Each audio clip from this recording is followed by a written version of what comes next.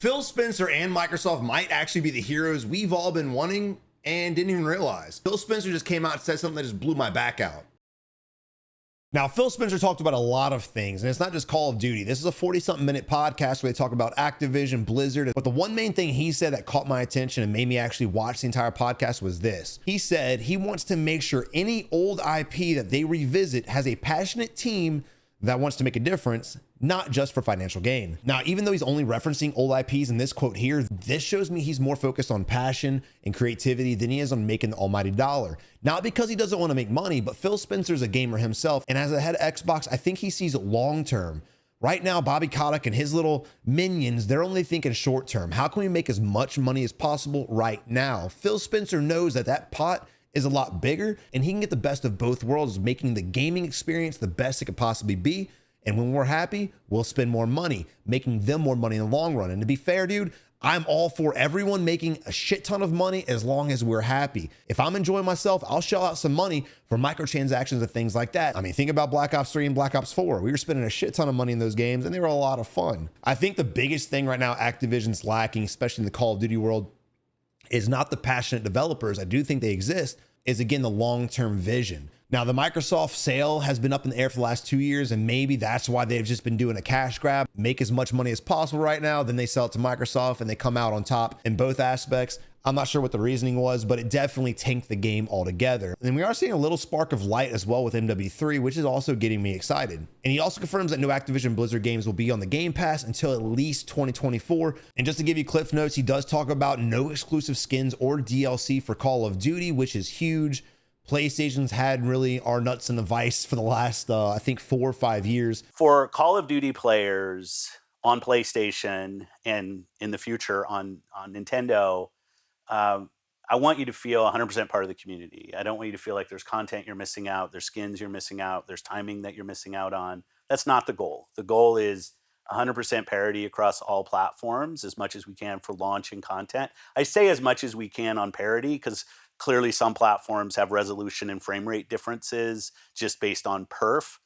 But there's nothing else. Like we have no goal of somehow trying to use Call of Duty to get you to buy an Xbox console. So it is, I want the Call of Duty nation to feel supported across all platforms. We've been on the other side of some of those skins and times, even this beta, like it wasn't on Xbox the first week. Like I don't think that helps the community. I don't think that helps the game.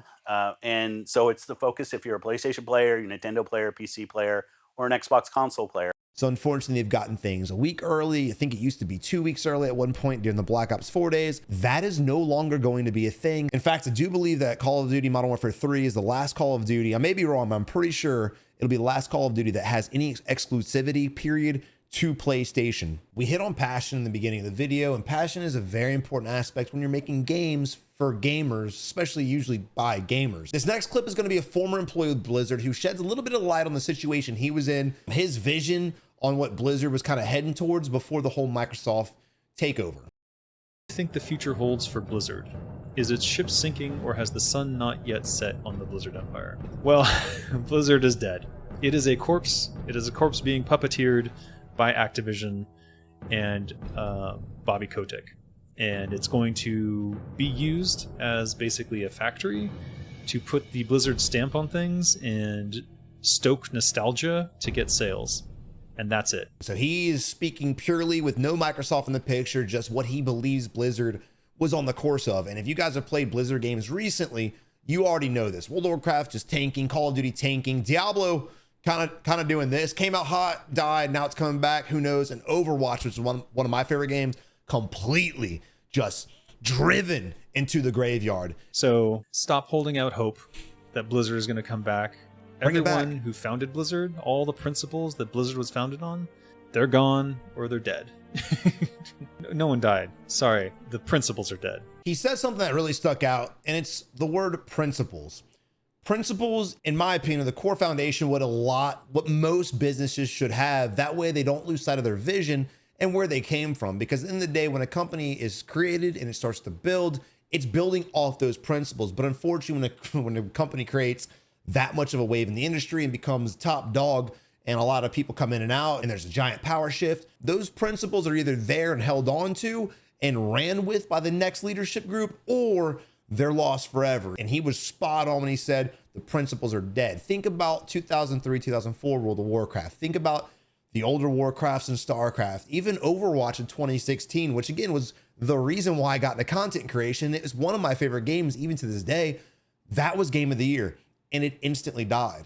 The moment Activision seemed to touch anything, it got destroyed. Look at Destiny. Activision completely killed Destiny because they rushed a game that Bungie wasn't ready to produce with Destiny 2. Now that Activision's no longer part of Destiny, Destiny's once again gearing up, and it seems to be thriving. But yeah, I'm not really sure exactly what Microsoft's principles are, but again, I really like Phil Spencer. Maybe he's the ultimate finesser and I'm falling for it. I don't know. Let me know in the comment section below.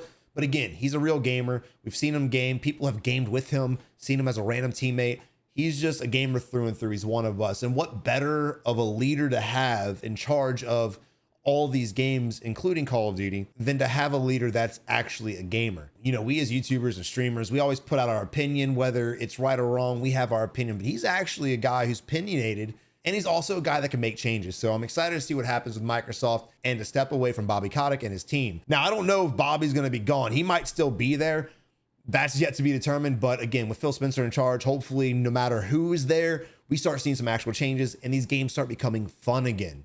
You remember what fun was, right? I'm starting to forget. Bobby Kotick, or whatever the hell his name is really good at making money, and so is his team. They are great at making money because they think of the now. They think of the short term. How can we make as much money as possible right this second and generate crazy revenue, make all these bonuses, even at the expense of the gamers, right? Because you got to remember, man, games were created so we could have fun, right? And in turn, we pay money to enjoy that. Unfortunately, they would rather make that money quickly, run off all the gamers, and then sell, and then go off and do something different. With Phil Spencer, what he's about to say is going to change this man's opinion, and definitely mine, and hopefully yours too. I have trust issues when it comes to video games. We've been let down so many times, especially by AAA studios.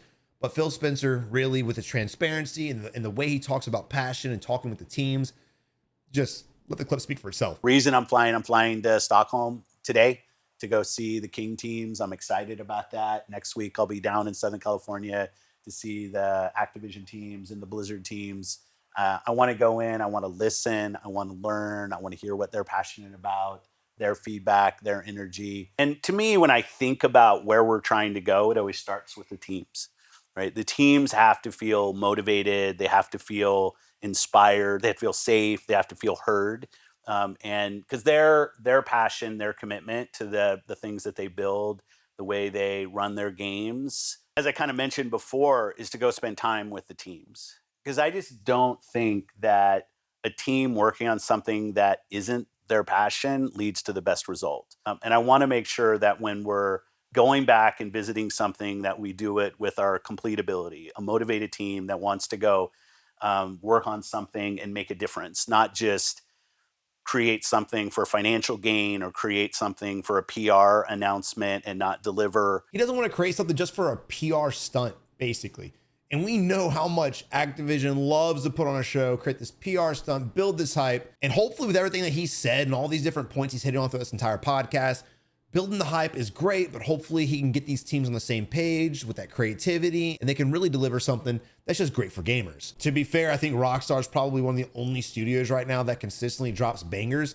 They take their time with their games. They have a team that's passionate. And I really think that's what Microsoft's trying to do. They've made a lot of changes with the 343 studios and the whole Halo situation, and you see that starting to come back. And I think Phil Spencer really is looking at this long term instead of short term. He said, you know, we'll spend money right now. I want to make great games and I want to make a lot of money from it. And again, those two really go hand in hand. If he can get the developers on the same wavelength as him and they can all work together, they can really create something special. I mean, we've advanced in technology so much compared to the OG MW2 days of 2008, 2009. There's really no reason why we're still remaking the same 16 maps from the original MW2 15 years later. I'm all for remakes here and there, but I mean, it's a little overdone at this point. I really want to start creating new memories, not just for myself, but the newer generation of gamers. We shouldn't be sitting here 20 years from now still talking about the OG maps of 2008, 2009. 20 years from now, we should be talking about the amazing gaming times we got to experience, the originality of games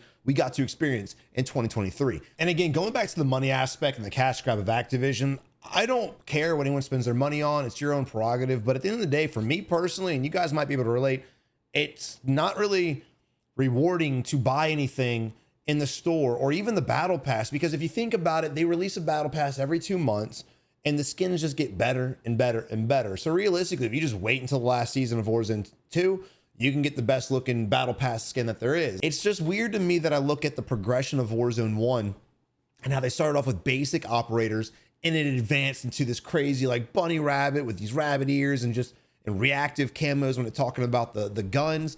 And we saw the progression of that. And then we go to Warzone 2 and they start off again with basic bitch operators. It's the biggest finesse and we all fall for it, to be fair. But again, you know, we see it once, we see it twice, and I really hope in MW3 they don't start us off with some basic bitch skins and then 3 months later we get these badasses. But it's just that right there that kind of bugs me, man. Like when the game comes out, like when MW3 comes out, I really want to see reactive camos. I want to see something that just amps me up to buy it. I don't want to look at the store and be like, oh, this is all garbage. Let me just wait until next season.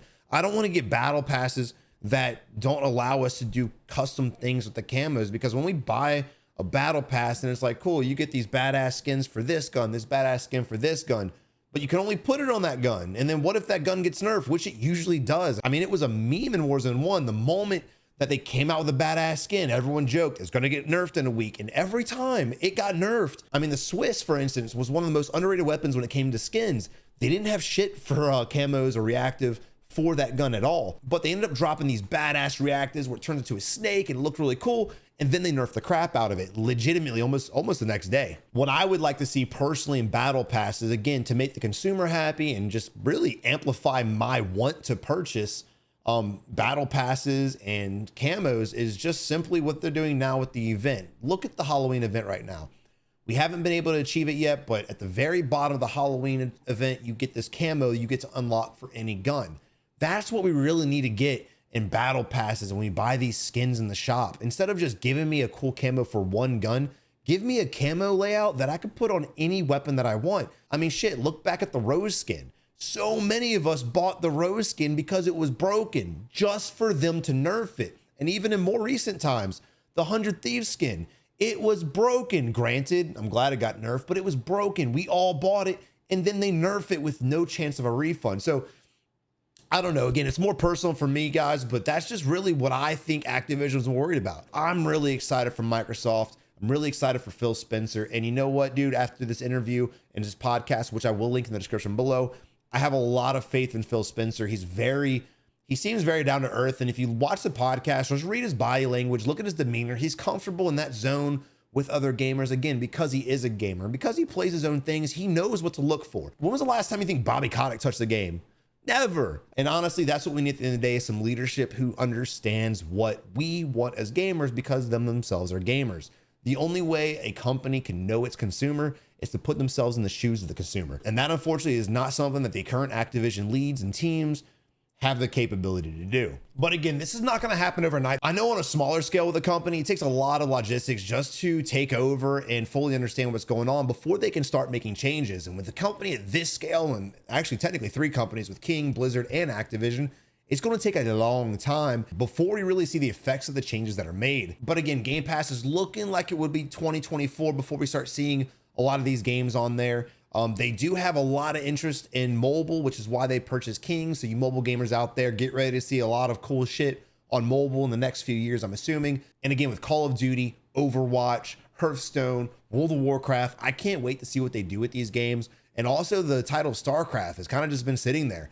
Maybe we'll finally get a World of StarCraft. Maybe we'll get some creativity back. And maybe Microsoft will actually let developers finally utilize the passion, the skill, and the vision that they have to create a gaming experience for all of us. Because again, at the end of the day, dude, I used to be a gamer through and through. And honestly, now I'm just kind of just coasting by.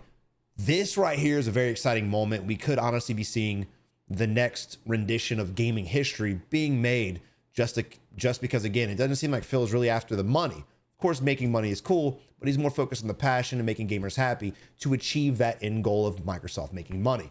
Guys, I really hope y'all enjoyed the video. Let me know your thoughts in the comment section below. Are you hyped? Are you kind of standoffish? I can understand both sides. Thank you guys for watching. But until next time, y'all have a great day, and I'll catch you in the next one.